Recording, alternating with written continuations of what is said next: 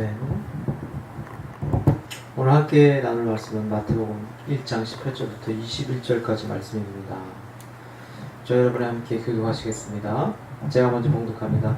예수 그리스도의 나심은 제가 먼저 봉독합니다. 예수 그리스도의 나심은 이러하니라. 그의 어머니 마리아가 요셉과 약혼하고 동거하기 전에 성령으로 잉태된 것이 나타났더니 그의 남편 요셉은 의로운 사람이라 그를 드러내지 아니하고 가만히 끊고자 하여 이 일을 생각할 때 주의 사자가 현몽하여 이르되 다윗의 자손 요셉아 내 아내 마리아 데려오기를 무서워하지 말라. 그에게 잉태된 자는 성령으로 된 것이라. 아들을 낳으니 이름을 예수라 하라. 이는 그가 자기 백성을 그들의 죄에서 구원할 자이심이라 하니라. 아멘. 네, 오늘 말씀의 제목은 무서워하지 말라라는 제목으로 여러분과 함께 나누기를 원합니다. 오늘도 주의 전에 찾아와서 이렇게 건강한 몸으로 하나의 말씀을 사모하여서 예배를 드리는 우리 성도 여러분 한 사람 한 사람을 주님의 이름으로 환영하고 축복합니다. 자, 무서워하지 말라라는 말씀을 들을 때 여러분 어떤 생각이 드시나요? 오늘 우리가 함께 읽었던 말씀을 보니까 우리가 너무나 잘 알고 있는 요셉과 마리아 이야기입니다.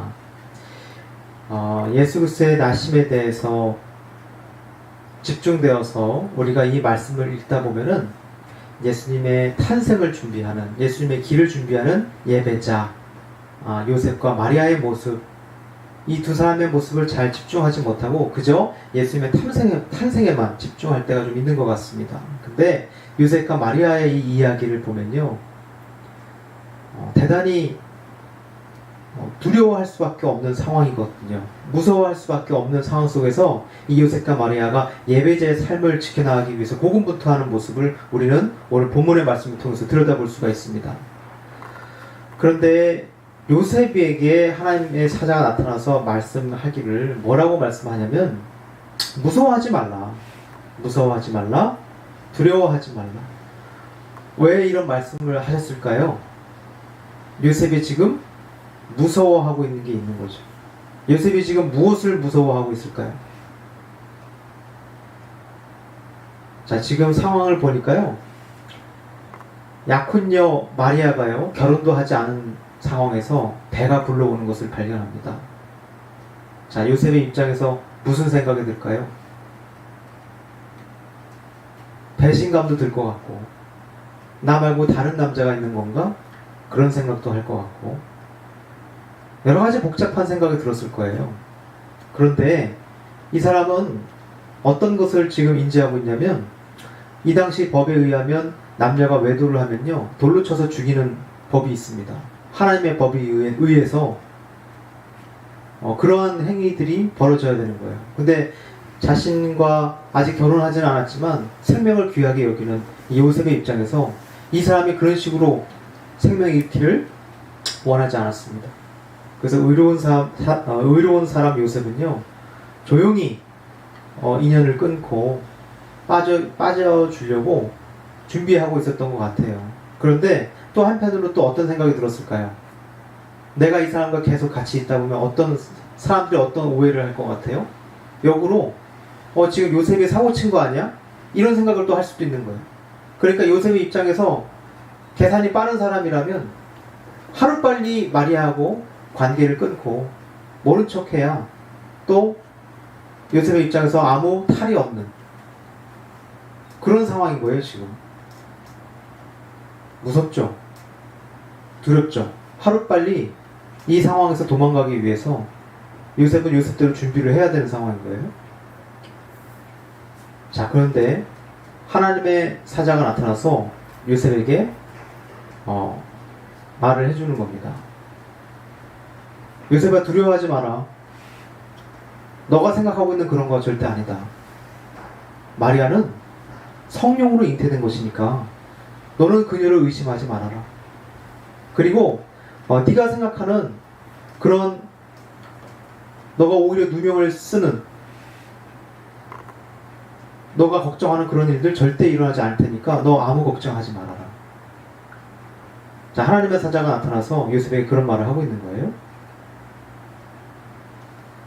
자, 우리가 무서워하지 말라, 두려워하지 말라. 자, 하나님께서 그런 말씀을 하시는 이유는 우리가 무서워하고 두려워하는 생각을 갖고 있기 때문에 하는 거라고 말씀을 드렸습니다. 성경에 나오는 아브라함, 믿음의 조상 아브라함부터 시작해서 이삭과 야곱에게까지도, 그리고 모세도, 다윗도, 또 예수님의 제자들도 다 똑같은 말을 들었어요. 무서워하지 마라, 두려워하지 말아라. 다 그 기라상 같은 사람들이 무슨 생각을 했다는 거예요? 다 두려워했고 무서워했다는 거예요. 뭐에 대해서 두려워하고 무서워한 거예요? 미래에 아직 일어나지 않은 일에 대해서 걱정하고 무서워하고 두려워했다는 거예요. 우리는 미래에 아직 일어나지 않은 일에 대해서 미리부터 걱정하고 두려워하기 때문에 현재의 삶에 충실하지 못할 때가 있습니다. 미래에 벌어질 두려운 일, 무서운 일, 그런 것들이 예상되다 보니까 전전긍긍하다가 고민하다가 포기하는 경우도 굉장히 많이 있습니다. 근데 하나님께서는 이런 말씀을 하셨어요. 뭐라고 하셨냐면 이사야서 41장 10절에서 두려워하지 말라, 내가 너와 함께함이라, 놀라지 말라, 나는 내 하나님이 됨이라, 내가 너를 굳세게 하리라, 참으로 너를 도와주리라, 참으로 나의 의로운 오른손으로 너를 붙들리라. 하나님께서 두려워하지 말아라, 무서워하지 말아라, 그냥 단지 말로만 하시는 말씀이 아니고요, 내가 직접적으로 너를 도와주고 옆에서 보살펴 줄 테니까, 내가 너를 보호해 줄 테니까, 내가 해결해 줄 테니까 너 아무것도 걱정하지 말고 나만 따라와라, 나만 믿어라, 그런 말씀을 하고 있는 거예요. 제가 초등학생 2학년인지 3학년인지 잘 기억이 나지 않지만 이사 간 지 얼마 안 된 그런 시기예요. 아파트에 살던 때가 있었습니다. 학교 갔다가 돌아오고 보니까 제 주머니에 열쇠가 없는 거예요. 그래서 어떻게 했겠어요? 뭐 이사 온 지도 얼마 안 됐고 주변에 아는 사람도 없고 학교 끝나자마자 돌아왔기 때문에 지금 내 옆에 친구도 없어요. 누가 어디서 살고 있는지도 잘 모르는 상황인 거예요. 무슨 생각이 들었겠어요? 그날 하필이면 또 부모님도 지방에 가셔가지고 늦게 온다고 제가 들었어요. 자, 열쇠도 없고 핸드폰도 없던 시절, 아무것도 없던 시절 제가 어딜 갈 수 있겠어요? 그래서 아파트 철문, 우리 집문 앞에서 제가 등 대고 그냥 기다리고 있었어요. 한 3시간을 그렇게 기다리고 나니까 아마 그 당시에 좀 추웠던 날씨였던 것 같아요. 슬슬 이제 추워지기 시작하고 나 스스로도 참 내 처지가 얼마나 딱한지, 그 3시간 정도 그렇게 차가운 철문 앞에서 그렇게 차가운 땅바닥에서 시멘트 바닥에 앉아가지고 그렇게 기다리고 있으니까 위층에 누가 사는지도 모르지만 그 사람들이 내려가면서 나를 보면서 가는 거예요. 저의 처량한 신세를 제 스스로 살펴보면서 참으로 이렇게 불쌍한 사람이 있을까, 그 어린 나이에 그런 생각을 하면서 점점 화가 나기도 하고요, 억울하기도 하고, 내가 언제까지 이러고 있어야 되나, 우리 부모님이 언제 오시나, 앞으로 펼쳐질 아직 일어나지 않은 그 미래에 대해서 제가 걱정하기 시작합니다. 그러니까 막 눈물이 나오기 시작하는 거예요. 어쩔 줄 모르는 거예요. 자, 우리가 절박한 상황 속에서 절망 가운데 어떤 생각을 하게 되냐면 기도하고 싶어 하지 않게 됩니다. 기도할 수 없게 돼요. 오히려 우리가 듣고 배우기로는 어려운 일이 생길 때마다, 고난이 펼칠 때마다 기도해야 된다고, 하나님께 도움을 구하라고 그렇게 배우고 자라왔지만 막상 그런 상황이 닥쳤을 때 고난 앞에서 오히려 기도하지 않는 모습을 우리는 경험하게 돼요. 머릿속에서는 하나님 나 좀 도와주세요, 그런 생각이 들지만 막상 고난 앞에서는 하나님의 그 놀라우신 능력을 믿지 않게 됩니다. 의심하게 되고 내가 지금 이 순간 기도해봤자 뭐하나, 그런 생각이 들기 시작하죠. 기도를 안 하게 됩니다. 머릿속에서는 하나님 나 좀 도와주세요, 이 상황을 어떻게 헤쳐나갈 수 있을까요? 극복할 수 있을까요? 해결할 방법을 알려주십시오. 그런데 입술로는 아무 말도 나오지 않습니다. 그냥 이 상황 속에서 도망치고 싶고 아무것도 하고 싶지 않고 포기하고 싶은 생각밖에 들지 않는 거예요. 자, 이제 그런 상황 속에서 제가 눈을 감았습니다. 이것은 기도를 하기 위해서 눈을 감은 것이 아니라 아무것도 생각하고 싶지 않은 마음에, 자포자기하고 싶은 마음에 눈을 감은 거예요. 근데 눈을 감았을 때 저도 모르게 하나님의 도우심을 구했던 것 같아요.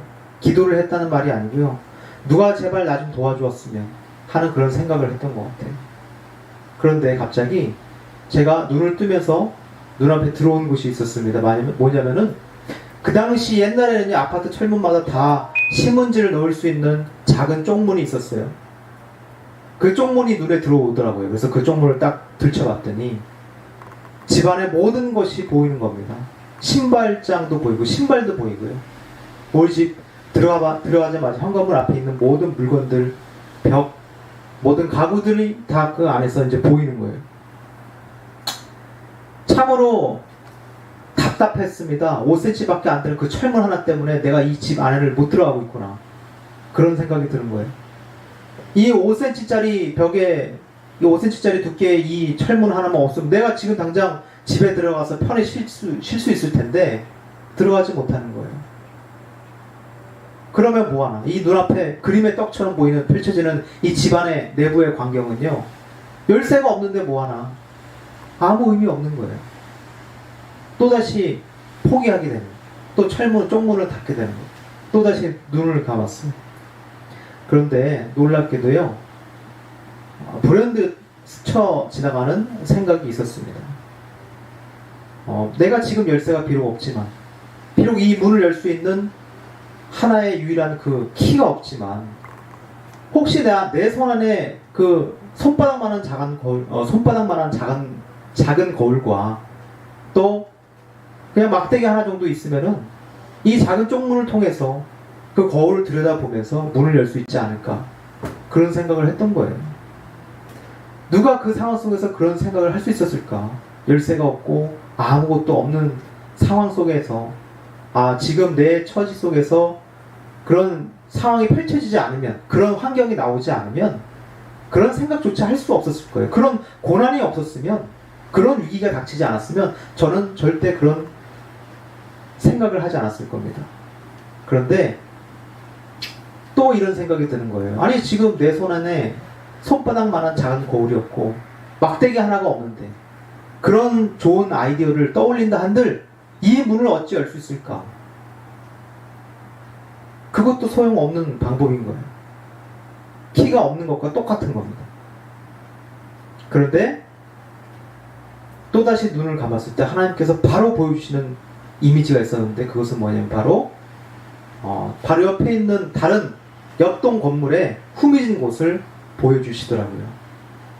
제가 여기서 하나님께서 내게 보여주셨다라고 하는 이 말은 진짜 하나님께서 나한테 보여줬다, 그 얘기를 하는 것이 아니라 갑자기 머릿속에서 그 이미지가 떠올랐다는 것입니다.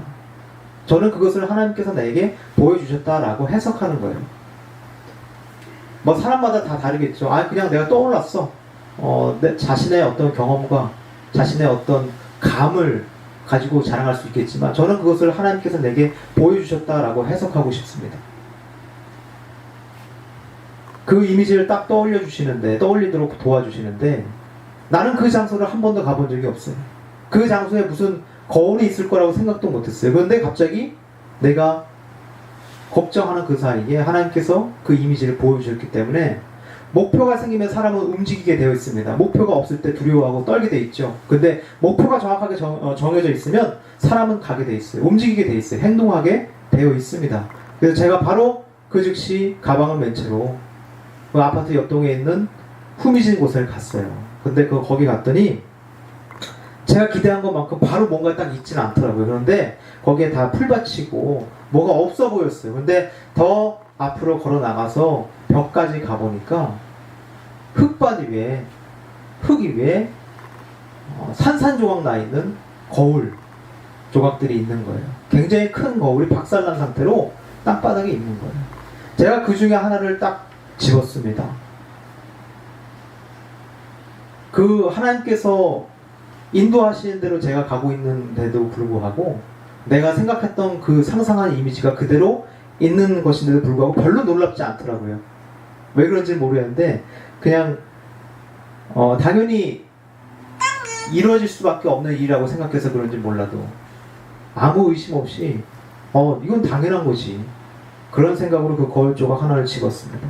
그리고 그 옆에서 멀지 않은 곳에서 막대기 하나를 구할 수 있었죠.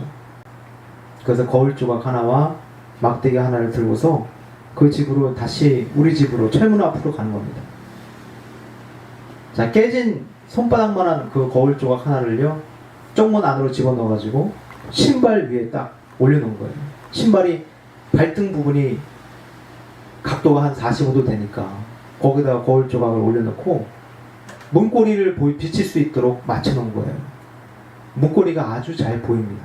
제가 그 거울을 보면서 막대기를 집어넣어가지고 문고리를 계속, 문고리 그 잠금 장치 부분을 계속 치는 거예요. 철컥 소리가 날 때까지 계속 치는 겁니다. 물론 각도가 맞지 않고 경험한 적이 없어서 제대로 맞을 리가 없죠.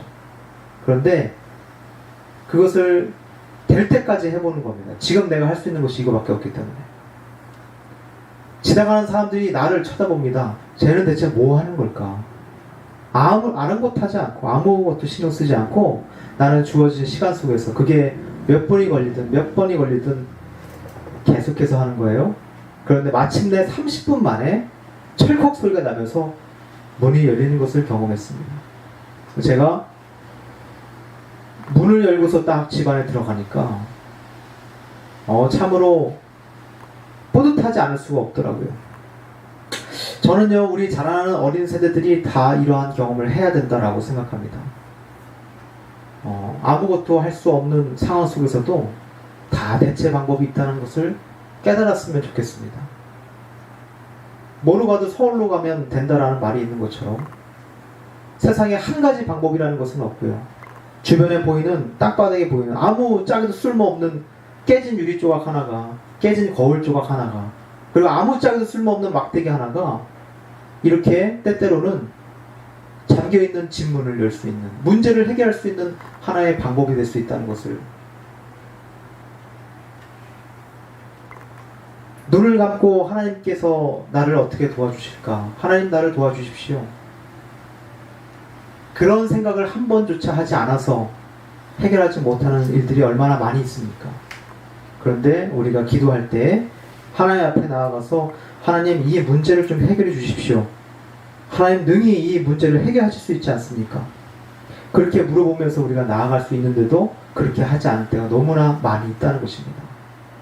그래서 우리는 미래에 어떤 일이 벌어질지 알 수 없기 때문에 자꾸만 고민하고 걱정하고 두려워하고 무서워할 때가 너무나 많이 있는데, 모든 것은 과정입니다.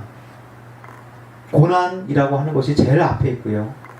그 고난이라고 하는 그 기간이 끝나면요, 하나님께서 예비하신 멸류관이 기다리고 있다는 것을 우리는 알고 있습니다. 모든 크리스찬들은 예수님의 생애를 보면서 그것들이 다 과정이라는 것을 알고 있죠. 그래서 지금 갑자기 고난이 내 눈앞에 닥쳤을 때 걱정하기보다는, 이것이 지금 무언가 이루어지기 위한 첫 번째 단계구나.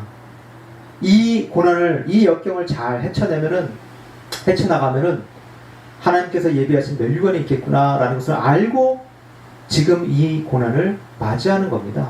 모든 크리스찬들은 그것을 알고 있죠. 그래서 하나님께서는요, 늘 말씀하십니다.